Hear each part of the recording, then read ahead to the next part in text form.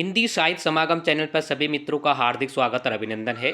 मित्रों, जैसे कि आपको मालूम होगा कि कल हमने 10 मार्च 2024 को एक हिंदी से संबंधित और शिक्षण अभिरुचि से संबंधित एक महत्वपूर्ण प्रैक्टिस सेट बनाया था, जिसके 30 क्वेश्चन हम कल देख चुके थे और 70 क्वेश्चन आज हम हिंदी साहित्य एनसीईआरटी संस्कृत और व्याकरण के देखेंगे पार्ट 2 में। और पार्ट 1 हम कल देख चुके थे। तो संपूर्ण वीडियो को आप देखना, जिससे कि आपका आकलन, आपका मूल्यांकन एक बेहतर रूप से हो सके और आपको बल मिल सके कि आगे की तैयारी हमने किस तरीके से करनी है। संपूर्ण पाठ्यक्रम पर यह आधारित होगा, जिस तरीके से पाठ्यक्रम के साथ 2018 और 2020-21 में जो पेपर संपन्न हुए थे उसको आधार बनाया गया है। इस जो पेपर है उसका मॉडल इस तरीके से तैयार किया गया है। तो देखते हैं 31 नंबर से हम प्रश्न देखते हैं। 30 क्वेश्चन हम कल करा चुके हैं। पहला क्वेश्चन है 31 नंबर का क्वेश्चन है, ए मेरे जूही के फूल जैसे ईश्वर। यह पंक्तियां हैं ए महादेवी वर्मा, बी अक्क महादेवी, सी सूरदास और डी रसकान। तो पहले एनसीईआरटी के क्वेश्चन हम इसमें देखेंगे, उसके बाद संस्कृत और फिर व्याकरण और फिर संपूर्ण साहित्य के क्वेश्चन देखेंगे क्रम वाइज। तो इसका सही आंसर क्या होगा? तो जैसे कि आपको मालूम होगा, आपके एनसीईआरटी में यह लगा हुआ है, तो इसका आंसर क्या होगा? बी इसका आंसर होगा। ठीक है, अक्क महादेवी इसका आंसर होगा। ज़्यादा आकलन मूल्यांकन नहीं करेंगे क्योंकि बहुत बड़ा प्रैक्टिस सेट होगा, जिसमें 1.5 घंटा शायद लग सकता है हमें। आगे 32 नंबर का प्रश्न है, महादेवी वर्मा के संबंध में कथन गलत है।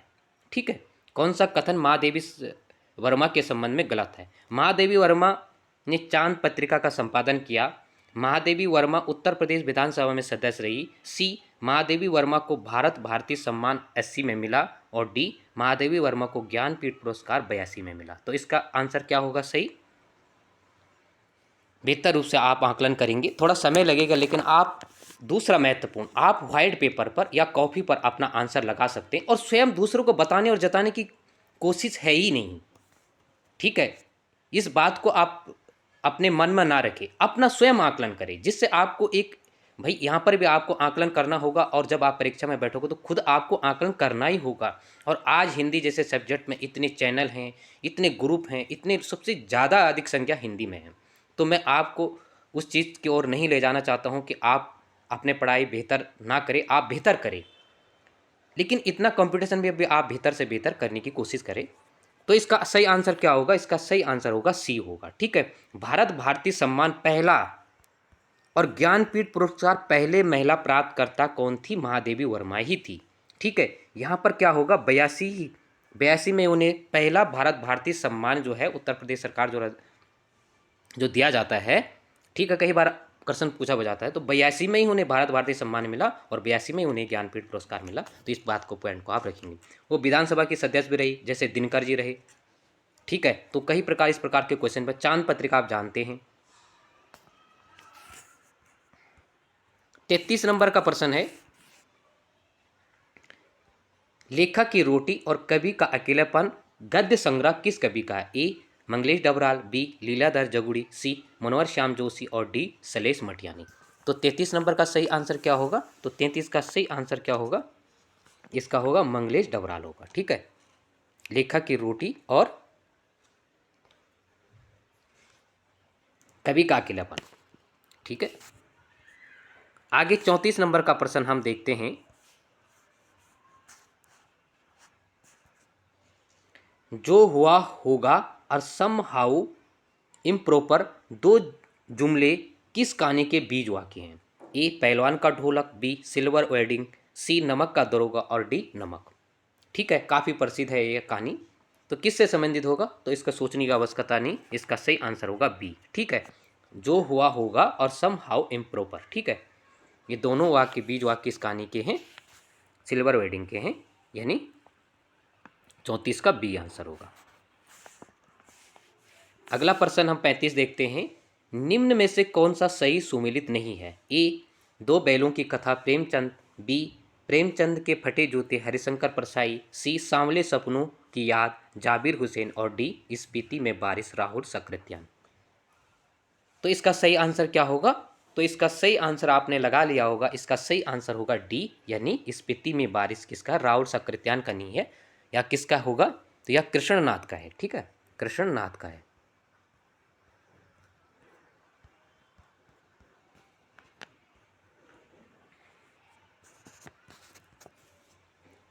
36 नंबर का प्रश्न है, शेखर जोशी की कहानी गलता लोहा के पात्र नहीं है, नहीं पर आप ध्यान देंगे। ए मोहन, बी वंशीधर और सी धनराम और डी आलोपी दीन। तो इसका सही आंसर क्या होगा? 36 का सही आंसर आपने लगा दिया होगा। इसका सही आंसर होगा डी। ठीक है, ये किसका पात्र है आप जानते हैं? नमक का दरोगा के पात्र है। वंशीधर भी उसमें है, ठीक है, उसमें वंशीधर है, ठीक है, उसमें भी है। तो इस पॉइंट को भी आप नोट रखेंगे, कहीं मिलते जुलते हैं, ठीक है। उसमें मुंशी बंशीधर है, ठीक है, और आलोपी दीन है, यहाँ बंशीधर है। तो ज़्यादा उल्लेख नहीं करेंगे, काफ़ी लंबा खिंच जाएगा पेपर। 37 नंबर का प्रश्न है, बादल गरजो घेर घेर घोर गगन धाराधर वो, यह पंक्तियां किस कवि कविता की है?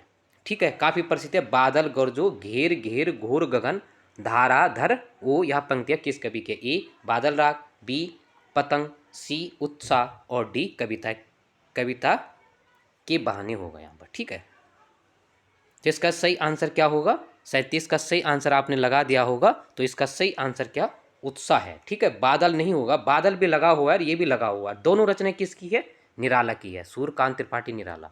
एक बात आती है कि कुछ मैसेज मुझे पहुंचा था कि यहाँ पर जो है देखो, ये मोबाइल है, मेरे पास मोबाइल है, मैं एक अल्प साधनों में, कम साधनों में ही इसकी पूर्ति कर रहा हूँ मित्रों। मेरे पास लैपटॉप नहीं है, अन्य साधन नहीं है, और आप जानते हैं कि फ़ोन की स्क्रीन बहुत कम होती है, तो इसमें ज़्यादा लिखा नहीं जाता है। आपको देखने के लिए स्पष्ट दिखाई देता है, बड़ा दिखाई देता है, लेकिन आप जब स्वयं फ़ोन पर कार्य करेंगे तो वहाँ पर लिखावट इस प्रकार की नहीं होती है। तो उसके लिए मैं क्षमा चाहूँगा, इसीलिए यहाँ पर पूरे शब्द नहीं आते हैं। और दूसरा पॉइंट, स्पष्ट और अच्छी तरीके से भी लिखा नहीं जाता है। ठीक है, जितने साधन है मैं उतने में पूर्ति करूँगा, उतने में आपको अपना, बस आप कंटेंट देखिए, सामग्री की गुणवत्ता देखिए, क्वालिटी देखिए।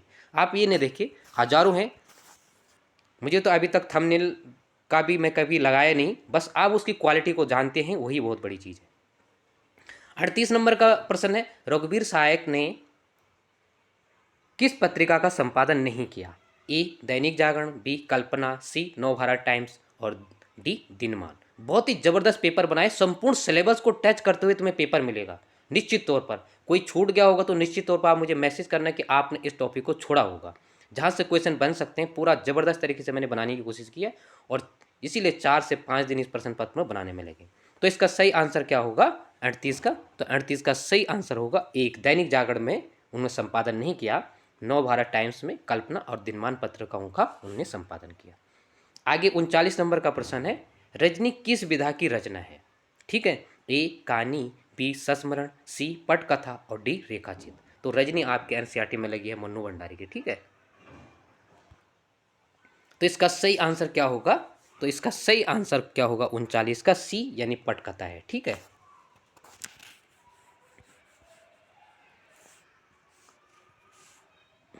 आगे 40 नंबर का प्रश्न है, सूर्योदय के ठीक पहले और पल पल परिवर्तित प्रकृति का सबचित्र बिंब धर्मी कविता प्रकृति की गति को बांधने का प्रयास किया गया है, किस कविता में उल्लेख किया गया है, या किस कविता की भूमिका में है कि सूर्य उदय के ठीक पहले और पल पल परिवर्तित प्रकृति का शब्द चित्र है बिंब धर्मी कवि प्रकृति की गति को बांधने का प्रयास किया गया? ए ऊषा, बी ए गीत, सी पतंग और डी बगुले के पंख। तो इसका 40 का सही आंसर क्या होगा? ऊषा है। ठीक है, या किसका है? ऊषा कविता है। ठीक है, 41 नंबर का प्रश्न है, तुम वहान कर सको जन मन में मेरे विचार, तुम वहान कर सको जन मन में मेरे विचार, वाणी मेरी चाहिए तुम्हें क्या अलंकार। काफ़ी प्रसिद्ध पंक्तियाँ है। ए महादेवी वर्मा, बी सुमित्रंदन पंत, सी निराला, डी जयशंकर प्रसाद। ज़्यादा ये अभी एनसीईआरटी के क्वेश्चन चल रहे हैं। ठीक है, उसी आधार पर, जिस आधार पर मैंने उल्लेख किया था कि जो है 13, 8, 15 इस प्रकार से जो क्वेश्चन होंगे सिलेबस के अकॉर्डिंग। तो इसका सही आंसर क्या होगा 41 का? तो इसका होगा बी यानी सुमित्रानंदन पंत के यहाँ है। ठीक है, आगे 42 नंबर का प्रश्न है, नारी मुक्ति का प्रबल समर्थक कवि किसे माना जाता है? काफी महत्वपूर्ण है। ए अज्ञे, बी निराला, सी महादेवी वर्मा और डी सुमित्रानंदन पंत। तो किसको माना जाता है नारीवाद, नारी से संबंधित प्रबल समर्थक कवि? काफी प्रसिद्ध इनकी कविताएं में आपने देखा होगा, एक झलक पाने को मिलती होगी। तो यहाँ पर आप कन्फ्यूजन नहीं होंगे, महादेवी वर्मा ने तो किया ही किया है, लेकिन सुमित नंदन पंत यहाँ पर होंगे। ठीक है, इनकी तो एक प्रसिद्ध है ही, नारीवाद के संबंध में इन्होंने भी अच्छा कार्य किया, लेकिन यह जो पंक्ति है यह सुमित नंदन पंत के संबंध में है। जैसे श्रृंखला की कड़िया 1942 में आप देखते हैं एक निबंध है, तो नारी तत्व के संबंध में इन्होंने काफ़ी प्रखर और स्त्रीत्व के संबंध में एक अच्छा सा निबंध आपको देखने और सुनने को मिलेगा।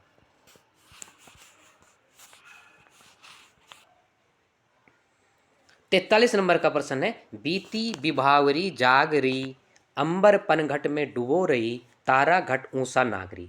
पंक्तियां किस काव्य की है? ए कामायनी, बी लहर, सी आंसू, डी झरना। अब यहाँ पर अलंकार देखा होगा, कई बार पढ़ा होगा आपने अलंकार।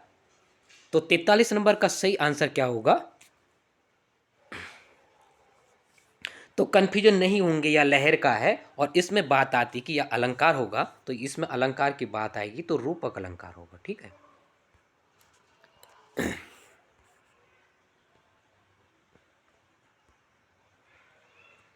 देखो अब एनसीईआरटी की महत्वपूर्ण क्वेश्चन के बाद हम चलते हैं अब संस्कृत के महत्वपूर्ण क्वेश्चनों पर। जैसे मैंने आपको डाला था, ग्रुप बना हुआ है जिसमें 60 से 65 से 70 व्यक्ति उस ग्रुप के मेंबर हैं। तो मैंने पहले ही आपको बताया था और ऊपर ही मैंने नंबर दिया, अगर आप ग्रुप से जुड़ना चाहते तो आप जुड़ सकते हैं। अब संस्कृत के महत्वपूर्ण प्रश्न होंगे, निम्न में से कालिदास का नाटक नहीं है, ये नाटक की बात कर रहा है। ए मालविका अग्निमित्रम, बी विक्रमोर्वशीयम, सी मेघदूतम, डी अभिज्ञान शाकुंतलम।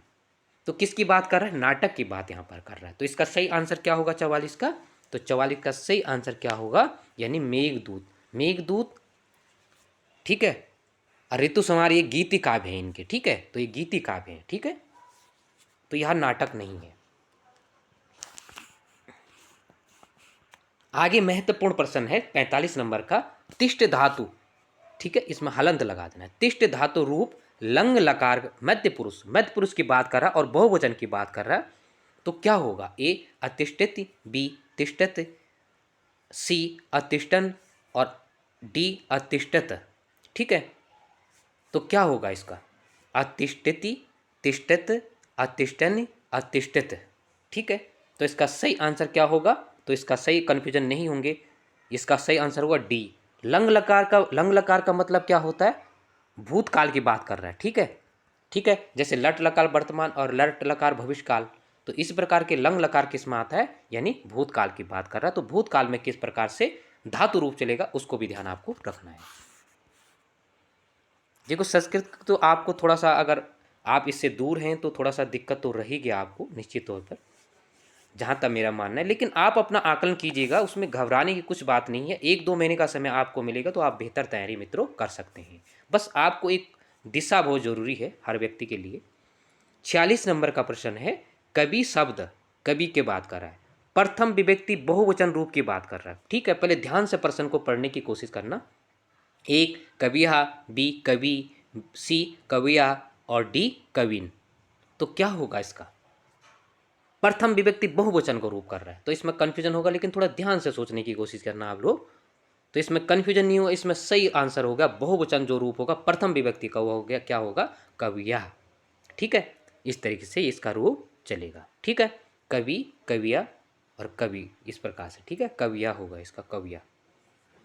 आगे है 47 नंबर का, ये विभक्ति सूत्र से संबंधित है, तो इसके 47 नंबर का प्रश्न है, कतश्य।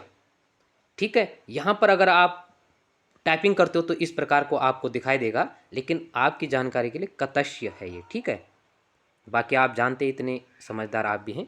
कतश्य चा वर्तमाने में किस विभक्ति का सूत्र होगा? ठीक है, किसका होगा? षष्ठी विभक्ति, बी सप्तम विभक्ति, सी द्वितीय विभक्ति और डी चतुर्थ विभक्ति।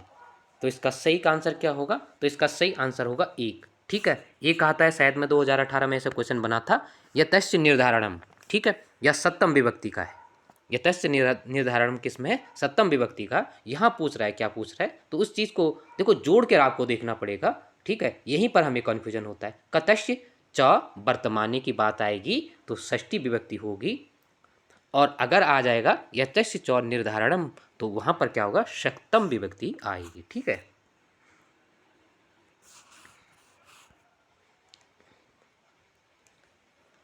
48 नंबर का प्रश्न है, धार्मिक, नैतिक, दैनिक में कौन सा प्रत्यय होगा? ए टप, बी ठक, सी वतप और डी यत।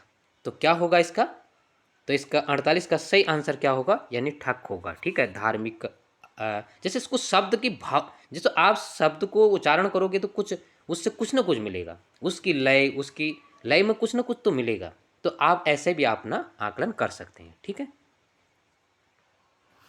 आगे है 49 नंबर का क्वेश्चन है, हैरी एतो, हैरी धन एतो बराबर हैरी एतो में संधि होगी तो क्या होगा? परूप संधि, बी प्रकृति भाव संधि, सी पूर्व रूप संधि और डी अयादि संधि। ठीक है, क्या बात कर रहा है? हैरी धन एतो, धन बराबर क्या होगा? हैरी एतो। ठीक है, एतो, हैरी एतो। तो आपने आकलन कर देगा, थोड़ा सोचने की कोशिश करना। ठीक है ना, अगर दिमाग नहीं लगता तो एक बार दो बार आप क्वेश्चन को पढ़ सकते हैं, समझने की कोशिश।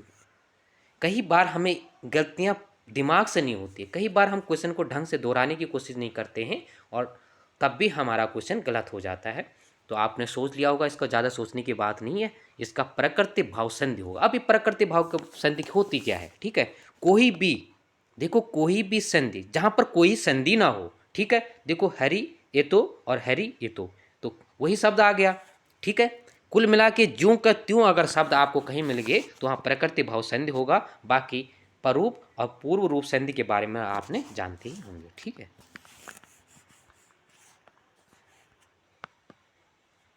50 नंबर का प्रश्न है, निम्न में से कौन सा सही सुमेलित नहीं है? ठीक है, ए कुमार संभवम कालिदास, बी शिशुपाल वदम माघ, डी किरात अर्जुनियम भवभूति, सी और डी निषेधी चरितम श्रीहर्ष। ठीक है, तो कौन सा सुमेलित नहीं है पर ध्यान दीजिएगा आप लोग। तो इसका कौन सा गलत होगा? सुमेलित कौन सा सही नहीं है? तो ध्यान से आपने लगा दिया होगा और दोनों में भी आपको कन्फ्यूजन बन रहा होगा। कालिदास को तो जानते हैं आप, तो इसका कन्फ्यूजन नहीं होंगे आप लोग। 50 क्वेश्चन का सीधा सीधा आंसर होगा, यानी सी किरात अर्जुनियम भवभूति का नहीं है, या भारवी का है। ठीक है, भारवी का है। ठीक है, यह भारवी का है। ठीक है ना, और इनका कौन सा है? इनका प्रसिद्ध है उत्तर रामचरित। ठीक है, इनका उत्तर रामचरित। ठीक है, इनका काफ़ी उत्तर रामचरित नाटक है जो 7 अंकों में काफ़ी प्रसिद्ध है, जिसमें करुण रस की बात की गई है। ठीक है, तो इस प्रकार से आप देखने की कोशिश कीजिएगा। 51 नंबर का प्रश्न है, नीलो उत्पलम में कौन सा समास होगा? ए तत्पुरुष, बी द्वंद्व समाज, सी बहुव्रीहि समाज, डी कर्मधारी समाज। नीलो उत्पलम, ठीक है, मतलब नीला कमल, नीलम धन उत्पलम। ठीक है, आप समझ गए होंगे, या अर्थात कर्मधारी समास होगा। यहाँ पर कंफ्यूजन मत होना बहुव्रीहि समाज में। ठीक है, देखो पहले एनसीईआरटी के फिर संस्कृत के हमने किए, और अब जो है व्याकरण के क्वेश्चन है वही जो चल रहा है मॉडल, यानी 7 से 8 क्वेश्चन संस्कृत के, 10 से 12 क्वेश्चन एनसीईआरटी के और 15 क्वेश्चन आपको अब जो है व्याकरण के मिलेंगे।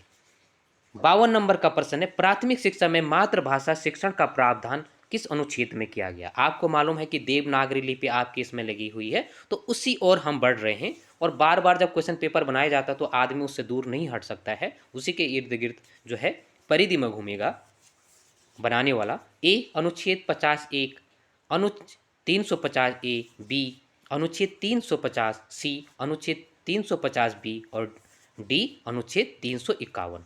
तो मातृभाषा शिक्षा की बात किस अनुच्छेद में की गई है? तो इसका सही आंसर क्या होगा? 51 नंबर का। तो 51 नंबर का सही आंसर होगा, 52 नंबर का सही आंसर क्या होगा? ये होगा। ठीक है, यानी 350 ए के अंतर्गत। ठीक है, बाकी आपको मालूम है कि ये अल्पसंख्यक की बात की गई है 350 बी में। ठीक है, 51 में मातृभाषा के जो है उसके विकास के बारे में बात की गई है, तो इन पॉइंटों को भी आप नोट रखेंगे। फिलहाल हम ज़्यादा यहाँ पर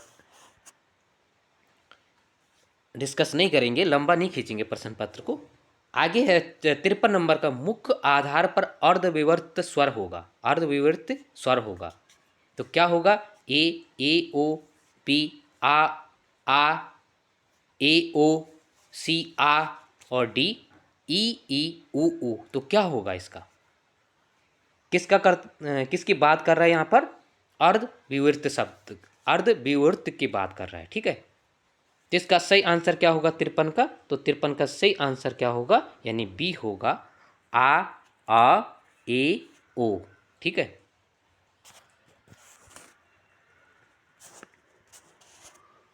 54 नंबर का प्रश्न है, उच्चारण की दृष्टि से कंबल संबल ध्वनि का वर्गीकरण है, क्या होगा? संयुक्त, ए बी युग्मक, सी संपृक्त, डी द्वित्व। तो क्या होगा इसका? उच्चारण की दृष्टि से, ठीक है।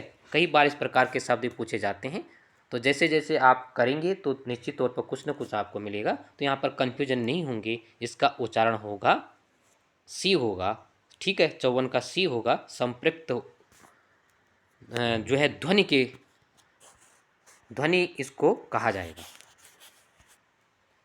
55 नंबर का है, अलंकार में उपसर्ग का प्रयोग किया गया है, कौन सा उपसर्ग का प्रयोग किया गया है? अलन, बी अलम, सी अल, इसमें हलंत है लौ में, और डी में अल है। तो इसका क्या होगा? तो ये तो सिंपल सी बात है, आलम, यानी बी होगा, आलम होगा, ठीक है।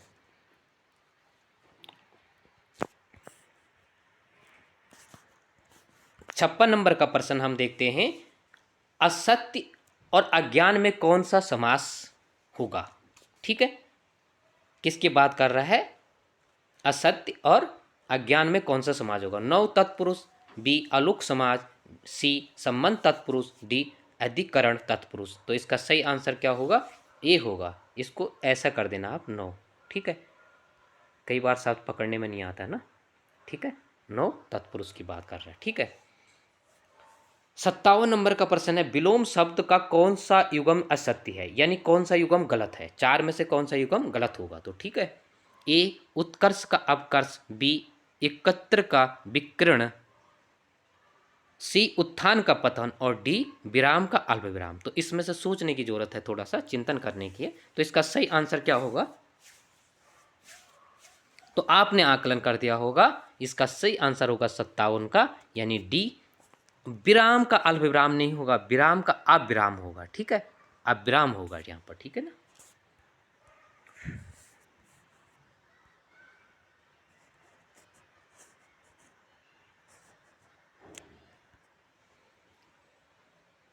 अट्ठावन नंबर का प्रश्न है, मृत्तिका, मृत्तिका शब्द का तत्भव रूप की बात कर रहा है। ए मिट्टी, बी मोतिक, सी मिर्ची, और डी मोती। तो मृत्तिका शब्द का तत्भव शब्द क्या होगा मृत्तिका का? तो इसका सही आंसर क्या होगा 58 का? तो आपने आकलन कर दिया होगा, ए होगा, ठीक है। एक इसमें मोतिक है, ठीक है, और दूसरा एक शब्द आता है मोती का। तो मोती का तद्भव क्या होगा? मोक्तिक होगा, ठीक है, मोक्तिक होगा। वो मोक्तिक है या मोतिक है, ठीक है। इस पॉइंट को भी आप नोट रखेंगे। 59 नंबर का प्रश्न है, निम्नलिखित में से कौन सा शब्द हिरण का पर्यायवाची शब्द नहीं होगा, ठीक है। तो हिरण का पर्यायवाची शब्द कौन सा नहीं होगा? ए कुरंग, बी मृगेंद्र, सी सारंग, और डी कुरंगम। तो इसका सही आंसर क्या होगा? तो आपने देखो सारे आपने पढ़े हैं, आपको बस इतना है कि कोई क्वेश्चन गलत होता है तो आप या तो आपने ध्यान नहीं दिया, या अभी भी आपको थोड़ा रिवीजन की आवश्यकता है, ठीक है। बाकी इतना प्रश्न पत्र इतना हार्ड लेवल का बनाया नहीं गया है, 50-50 का अंतर रखा गया है। तो इसका सही आंसर बी होगा, मृगेंद्र जो होगा ये किसका होगा? ये बाघ का होगा, ठीक है। किसका होगा? 59 नंबर का प्रश्न, ठीक है, ये बाघ का होगा, ठीक है। जैसे मृगराज भी उसको कहा जाता है।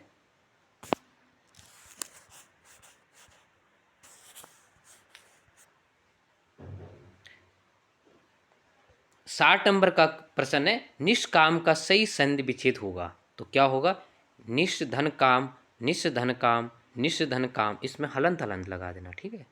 निष्धन काम, देखो उच्चारण तो हलंत भी है, बिंदु भी है, तब भी 100 का आएगा, और तीनों 100 में आएगा, 100 ही का आएगा, ठीक है। तो निष्धन काम, तो इसका सही आंसर क्या होगा? तो आपने आकलन कर दिया होगा 60 का, तो 60 का सही आंसर क्या होगा? निष्धन काम। इसी प्रकार से अगर उपसर्ग की बात आएगी तब यहाँ पर हलंत वाला नहीं आएगा, बिंदु वाला नहीं आएगा, जैसे आप जानते होंगे। इस पॉइंट को भी आप ध्यान रखेंगे। 61 नंबर का प्रश्न है, राज्य द्वारा निकाला गया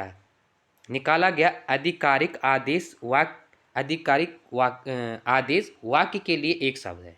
जो राज्य द्वारा निकाला गया आधिकारिक आदेश को, तो उसके लिए क्या कहेंगे? ए अधिनियम, बी अधिसूचना, सी अध्यादेश और डी अधियाचना। अधियाचना, एक अध्याचन अलग होता है, ये अधियाचना। तो इसका सही आंसर क्या होगा? सी हो गया, अध्यादेश होगा। ठीक है। 62 नंबर का प्रश्न है, जहां उपमेय की तुलना उपमेय से ही कर दी जाए, ठीक है, और जहां उपमेय स्वयं ही उपमान हो, वह अलंकार होगा। ए असंगत अलंकार, बी अन्वय अलंकार और डी दृष्टांत अलंकार, सी उत्प्रेक्षा अलंकार। तो इसका सही आंसर क्या होगा 62 का? तो 62 का सही आंसर होगा बी, यानी अन्वय अलंकार। ठीक है, अन्वय अलंकार। ठीक है। तो काफी सटीक ढंग से बनाने की कोशिश की गई है प्रश्न पत्र को। 63 नंबर का प्रश्न है, मेरा मन अनंत कहाँ सुख पावे, जैसे उड़ी जहाज को पंछी फिर जहाज पर आवे, कौन सा अलंकार होगा? ए उत्प्रेक्षा, बी सलेश अलंकार, सी उपमा, डी रूपक अलंकार। तो इसका सही आंसर क्या होगा? तो इसका आपने पकड़ लिया होगा, व्याकरण आपके जिस प्रकार से होगी, तो उत्प्रेक्षा अलंकार होगा। यहाँ पर जैसे लिखा है ना, तो इससे भी आप पकड़ सकते हो। तो इसका सही आंसर 63 का क्या होगा? ए होगा। आगे 64 नंबर का प्रश्न है। अभी व्याकरण के क्वेश्चन चल रहे, 12 से 15 नंबर तक हमने जो है 15 क्वेश्चन व्याकरण के बनाए थे, जिस तरीके से सिलेबस के अकॉर्डिंग। 64 नंबर का प्रश्न है, भरत मुनि ने नाट्य शास्त्र, इसमें भी हलन लगा देना, नाट्य शास्त्र में रसों की संख्या कितनी बताई? भरत मुनि के अनुसार कह रहा है। ठीक है, ए 8, बी 10, सी 9 और डी 11। तो भरत मुनि ने, आपको जानते हैं कि 8 रस इन्होंने माने थे। ठीक है, बाकी 9 रसों की बात तो समान तो होती है। ठीक है, तो इसका यही आंसर होगा। ठीक है ना, 64 का। 65 नंबर का प्रश्न है, निम्न में से संचारी भाव नहीं है, संचारी भाव नहीं है। ए हर्ष, संचारी भाव कितने होते हैं? 33 होते हैं ना। ए हर्ष, बी निषाद, बी सीन मरण और डी निवृत्ति। ठीक है, तो इसका सही आंसर क्या होगा? तो निवृत्त होगा, ये स्थायी भाव है। ठीक है, स्थायी भाव है। स्मृति विस्मृति होगा। ठीक है, स्मृति विस्मृति संचारी भाव के अंतर्गत आएंगे। 66 नंबर का प्रश्न है, जे हनुमान ज्ञान गुण सागर, जे कपीस तिहु लोक उजागर, पंक्तियों में कौन सा छंद होगा? तो छंद अलंकार रस, प्रत्येक टॉपिक जो आपके उसमें लगा हुआ है बिंदु, तो उस पाठ्यक्रम पर आधार लिया गया है। ए दोहा, बी रोला, सी चौपाई, डी गीतिका। तो क्या होगा इसका 66 का? तो 66 का आपको मालूम होगा कि इसमें कौन सा होगा, तो इसमें चौपाई होगा। ठीक है, आप आकलन भी कर सकते हैं गिनकर। आगे हम देखते हैं,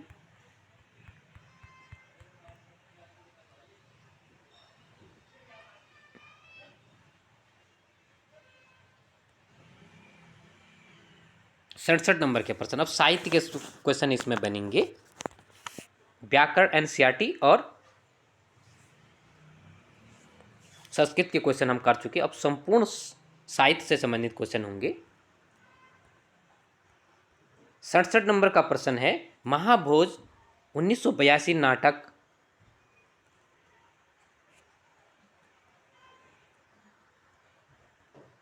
किसकी बात कर रहा है? महाभोज 1982 के नाटककार हैं। जो महाभोज है उसकी किसका नाटक है? ए मन्नू भंडारी, बी मृदुला गर्ग, सी कृष्णा सोपती और डी शिवानी। ठीक है, तो महाभोज किसका होगा? तो आप जानते हैं कि महाभोज मन्नू भंडारी का है। ठीक है,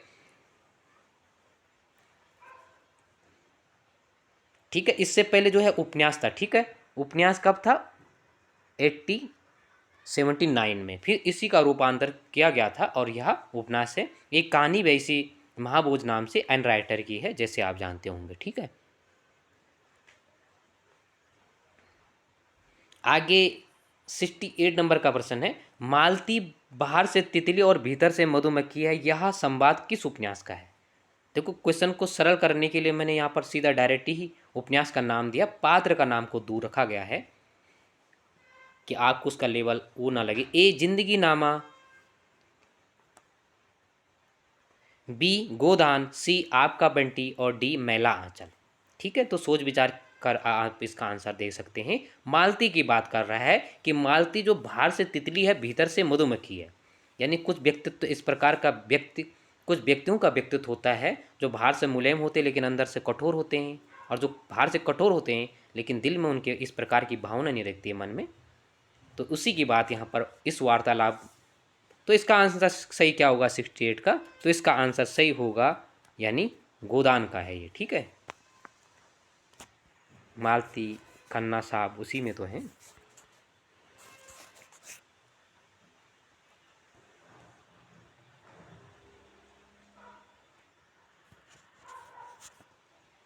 सिक्सटी 69 नंबर का प्रश्न है, रंग शीर्ष का पिछला भाग, वह भाग जिसे दर्शक नहीं देखते हैं, तो कौन सा भाग होगा? ए रंग पीठ, बी रंग शीर्ष, सी निपत्य और डी चूलिका। तो इसका सही आंसर होगा रंग पीठ का पिछला भाग, जिसको दर्शक नहीं देखते हैं। ठीक है, आपको मालूम होगा कि रंगमंच के 3 प्रकार होते हैं ना, तो इसका सही आंसर होगा सी होगा। ठीक है, 70 नंबर का प्रश्न है, बात भोंग परीक्षा ह द किसके निबंध है? काफी प्रसिद्ध है। ए प्रताप नारायण मिश्र, बी बालकृष्ण भट्ट और सी बद्री नारायण चौधरी प्रेमघन और डी रामचंद्र आचार्य रामचंद्र शुक्ल। तो यह किसका होगा? बात भोंग काफी प्रसिद्ध उपन्यास है, तो इसका सही आंसर ए होगा। ठीक है,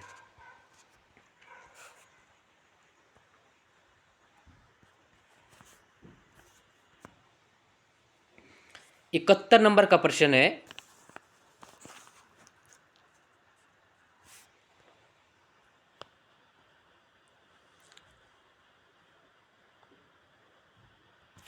तो इसका आंसर क्या था? इसका प्रताप नारायण था। ठीक है, 70 नंबर का प्रताप नारायण था।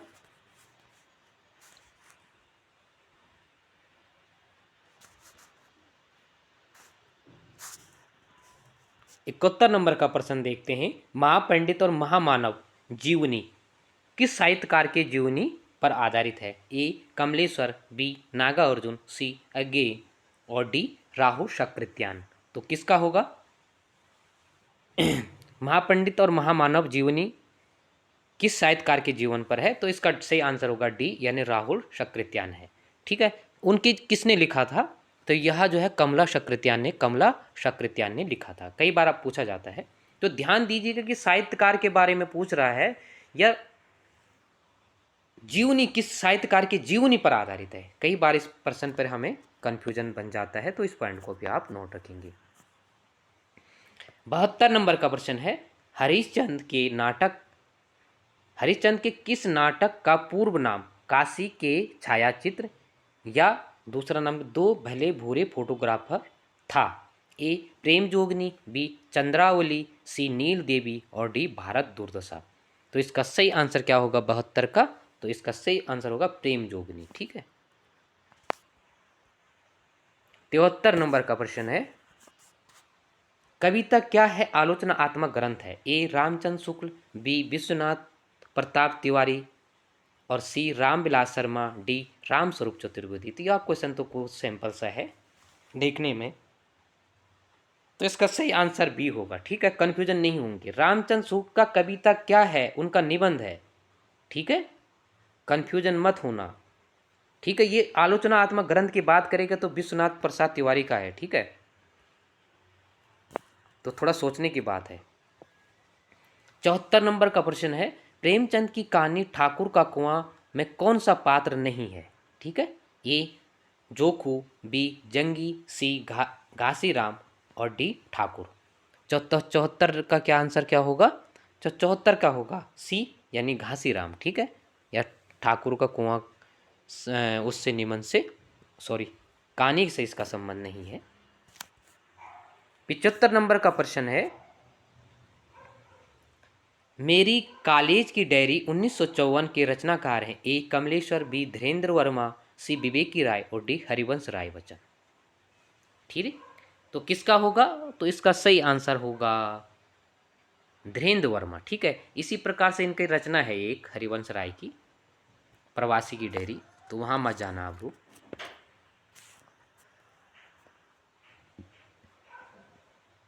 74 नंबर का प्रश्न है, मगध, कौशल, कौशाम्बी, इन तीनों राज्यों की राज परिवारों की सत्ता लिप्सा दिखाई गई है, किस में दिखाई गई है? ए राजश्री, ये प्रसाद का नाटक है। ठीक है, राजश्री, बी विशाख, सी अजात शत्रु और डी चंद्रगुप्त। तो इसका सही आंसर क्या होगा 76 का? तो 76 का सी आंसर है, तो इसका सही आंसर होगा सी यानी अजात शत्रु होगा। ठीक है, 77 नंबर का प्रश्न है, राग दरबारी उपन्यास में किस शहर का वर्णन किया गया है? तो राग दरबारी जो उपन्यास है काफी प्रसिद्ध है। ठीक है, किसका है राग दरबारी? शुक्ल का।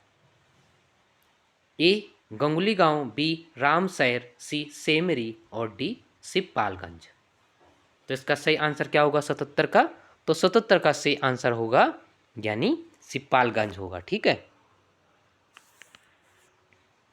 देखो सेमरी और बैलरी किसका है? गोदान के हैं। ठीक है, रामशहर किसका है? देहाती दुनिया। पहला जिसको क्रम में अगर गोपाल राय पहला रामशहर उसको देहाती दुनिया को पहले ही आंचलिक उपन्यास मानते हैं। आगे महत्वपूर्ण प्रश्न है, सुहागनी होगा इसमें, सुहागिन तथा अन्य और महाभोज कहानी के लेखक हैं।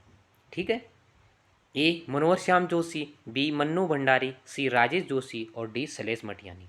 तो इसका सही आंसर क्या होगा? तो इसका सही आंसर क्या होगा? डी होगा 78 का, यानी सुहागिनी और अन्य। ये यहाँ तक एक ही है, सुहागिनी तथा अन्य जो है एक इनकी कहानी, और दूसरे क्या है महाभोज, तो यह शैलेश मटियानी का है। महाभोज पर अभी चर्चा की थी, नाटक और उपन्यास की बात आएगी तो किसका होगा? मन्नू भंडारी का होगा। ठीक है, तो उत्तराखंड के रचनाकारों को भी इसमें शामिल किया गया है। 79 नंबर का प्रश्न है, काला जल और एक लड़की की डायरी। काला जल काफ़ी प्रसिद्ध है, पूर्व प्रश्न पत्र उत्तर प्रदेश में पूछा गया था।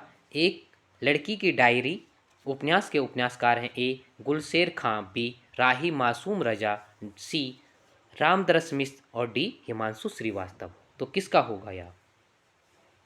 तो 79 का क्या होगा? तो इसका सही होगा गुलशेर खां का होगा। ठीक है, एक बूंद सासा उछली। ठीक है, एक बूंद सासा उछली यात्रा वृत्तांत में कहाँ का उल्लेख किया गया है? तो कहाँ का उल्लेख किया गया है?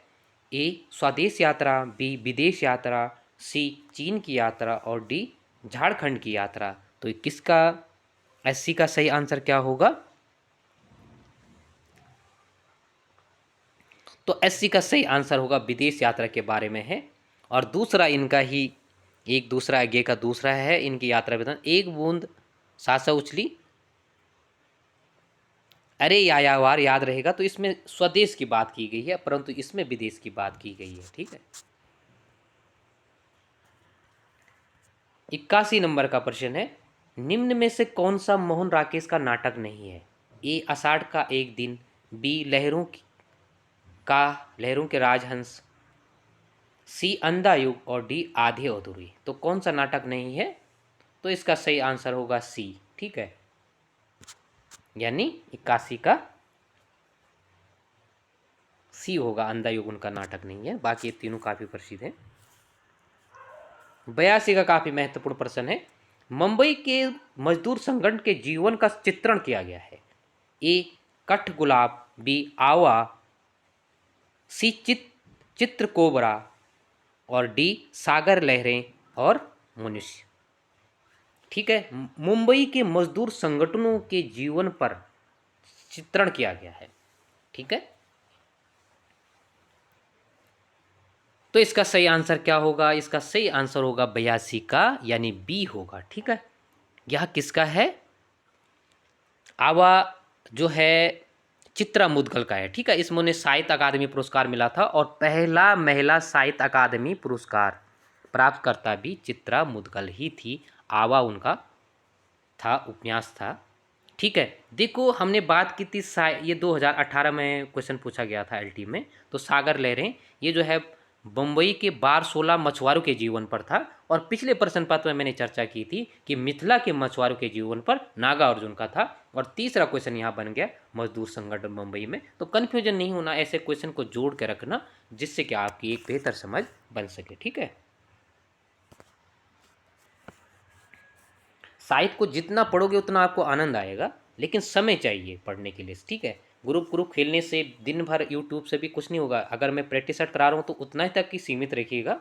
और अपना देखने के साथ साथ अपना कॉफ़ी पेन से या हाथ चलाने से उसका भी आप प्रयास कीजिएगा, जिससे कि आपका आंकलन बेहतर रूप से एक आपकी स्मृति जग सके। देखने से इतना वो नहीं होगा, अपना ही दिमाग आउट हो जाता, फिर आउट ऑफ कंट्रोल। कहानी इतिवृत्त ही तो है, यानी उसमें स्थिति से स्थिति तर अर्थात जीवन गति होनी चाहिए। यह कथन किस साहित्यकार का है? कहानी इतिवृत्त ही तो है, यानी उसमें स्थिति से स्थिति तर अर्थात जीवन गति होनी चाहिए। तो कहानी के बारे में यहाँ किसने कहा? ए राजेंद्र यादव, बी कमलेश्वर, सी गोपाल राय और डी जैनेन्द्र कुमार। तो 83 का सही आंसर क्या होगा? तो इसका सही आंसर होगा जी, जैनेन्द्र कुमार ने यह कहा था। ठीक है।